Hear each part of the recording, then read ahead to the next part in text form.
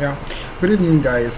Today I just want to give you this tutorial. I want to base it basically on how you converted your work in corelDraw to 3D, giving it a very beautiful 3D effect. So this 3D effect, you can do it in corelDraw, but it won't be as beautiful as that of Photoshop. So that Photoshop, there's some kind of already made edited page that is very easy for you to make use of, which is called mockup. So this mockup, you can't just, when you work on Photoshop, you apply them and it came out beautifully. So the same thing can be applied to your work that you design with corelDraw. So that's what I just want to show you. So if you created your own logo, like I did, I created my logo with corelDraw, but I want to give it a 3D effect for it to look very much beautiful and come out very well. So now what am I going to do is I'm going to export this. I've JPEG this, so this is why everything is together. So the one I didn't JPEG, you can see then I created everything. So everything was created, but I've JPEG this one. So what I'm going to do, I click on this one I've JPEG. I'm going to go to file, I'm going to export it. So I'll select my file format as PSD, and I can use PSD or PNG. PNG will as well work, since PNG doesn't allow your work to have a background.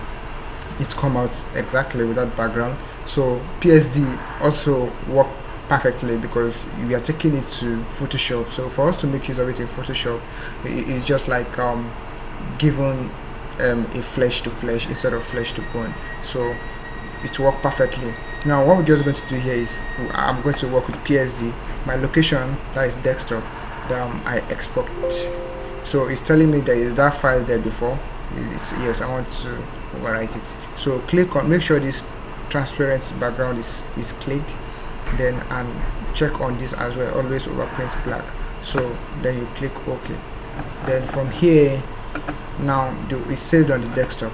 What will I do now? Go to my Photoshop. If you open up your markup, it will be something like this. So this is a particular markup, depending on the markups you have, but every markups you have, you always see something like this. And come to this layer side, you see your logo. So what you're going to do is, this place you see like a document there, smart object thumbnail. So it's called a thumbnail. So it have like call it a diagram, a diagrammatic sorry as the diagram is just like a document, you're that of document. So what you're just going to do, locate that place and double click. You click twice, so it will open to this area.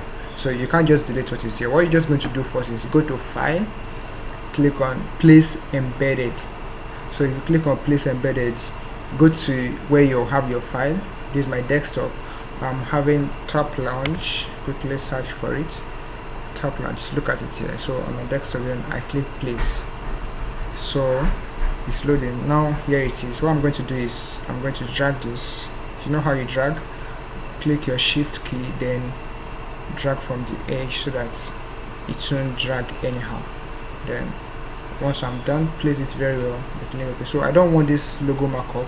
This is my own, this is their own. Then I delete the background. So once I'm done with this, I'll just close it here. Save change to Adobe Photoshop documents. Your logo, this also. So just click yes. So it will take you back to the very first page.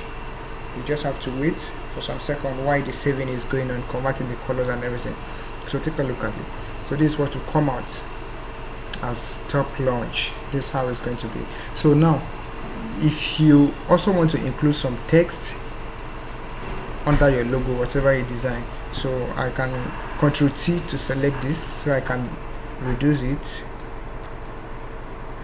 Then I can add text here if I want to add text. So I'm using Photoshop 60. I can increase the size of my text here. So what I'm going to do is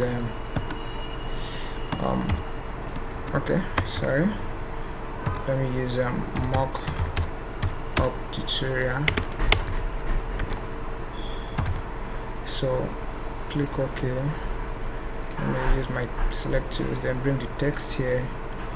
I want to change the fonts to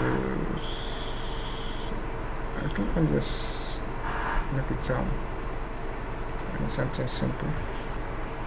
Ctrl T to select it, then I drag to make it big. You can see this is just a normal text. So select here, color, and make it red, then click OK.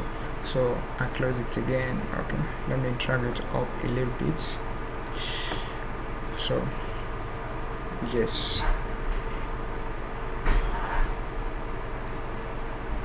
so this is what we have. So thank you for being part of this tutorial today. Always trying to watch through, then take your time to learn, and always try to subscribe to our YouTube channel. Please like our pages and follow us up perfectly. So thank you very much, and learn